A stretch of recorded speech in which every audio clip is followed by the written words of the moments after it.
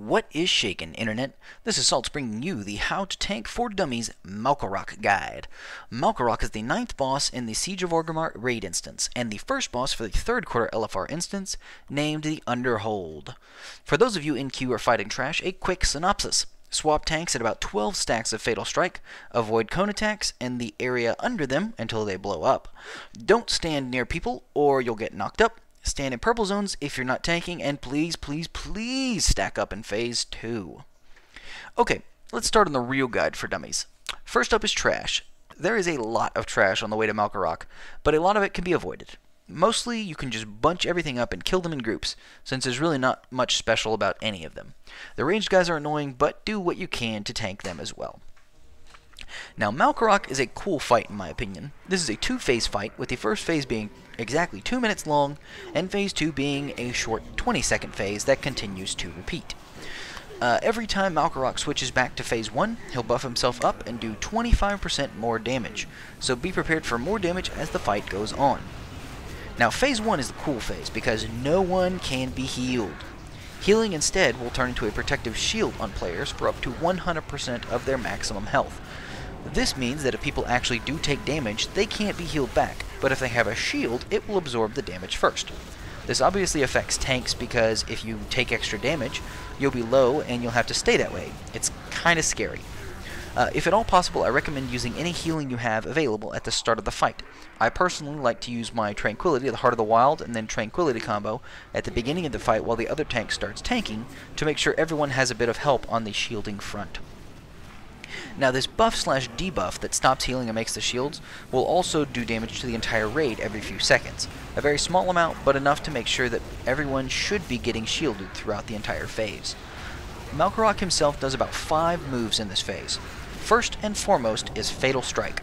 This is a direct damage attack that places a bonus damage debuff on his tank, meaning you'll be taking more damage from everything in the fight.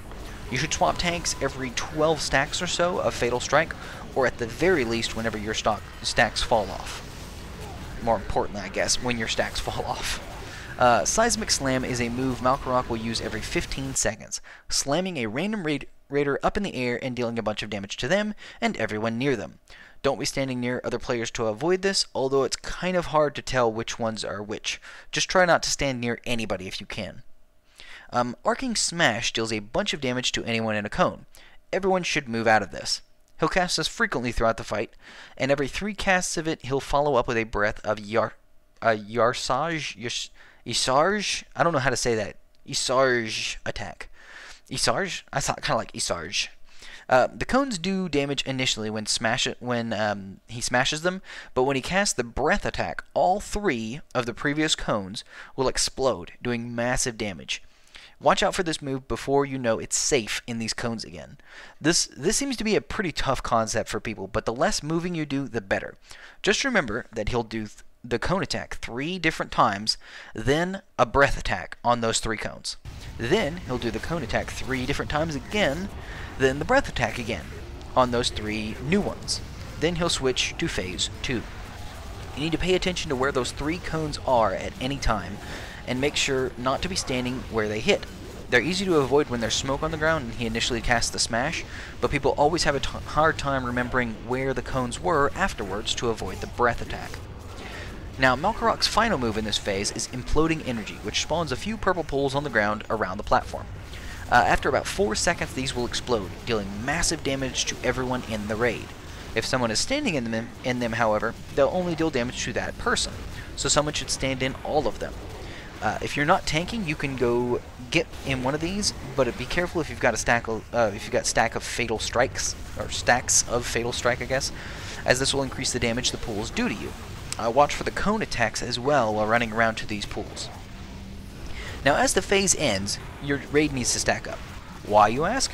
Well, because in phase 2, Malkorok will immediately start doing a frontal cone attack that deals crazy high damage shared amongst everyone it hits. Ideally, you'll want everyone in the raid to be stacked up in front of him to make sure the hits don't hurt as much. This move is called Blood Rage, and is one of 2 that he'll use in phase 2. This move will wipe your raid very easily, so I highly recommend putting a marker down and announcing when the phase change is about to happen. As a tank, you can use the /RW, I think /RW, to do a raid warning, so do it right before the second breath attack. Just something like stack on yellow in all caps will help tremendously. Only if you have a yellow marker to stack on, of course. I also highly recommend using a big cooldown as soon as he switches to this phase, because if you're tanking the boss, you're going to take massive damage. There's no way people will stack up fast enough in LFR. The other move Malk does is Displaced Energy, which will affect random raiders. When it expires or is dispelled, it explodes, dealing massive damage to anyone near these raiders, but not the raider themselves. Anyone affected by Displaced Energy should run away from the group until it's gone. I think he'll only do this in Phase 2, when he's doing the frontal cone attack that everybody has to stack up for. So these people actually need to not stack with the raid. They need to run away if they get the Displaced Energy. As a tank, you'll never get it, but you're probably going to take lots of damage from everything anyway. So, yeah. This phase is very short, because it's only 20 seconds long, but it's very brutal if your group doesn't stack up. What's nice is that you can heal again, so that'll let your healers top everyone off before going back to Phase 1. Although you'll likely lose quite a few raiders to this phase or to the breath attack right previously before. Now that pretty much covers the fight in a nutshell. So simple recap. Can't be healed in Phase 1. Swap tanks every 12 stacks of Fatal Strike. Stay away from people. Watch for arcing smashes and the breath explosion after 3 of them. And stand in purple pools if you can and you're not tanking. In Phase 2, stack up, everybody stack up, and burn them down while you can. Then watch for bonus damage going back into Phase 1 for the rest of the fight. Good luck, as I've had a lot of problems with this fight in particular. I hope you enjoyed this quick and easy guide for dummies. Please like, favorite, share, subscribe, all that jazz, and, as always, you keep it salty, Internet.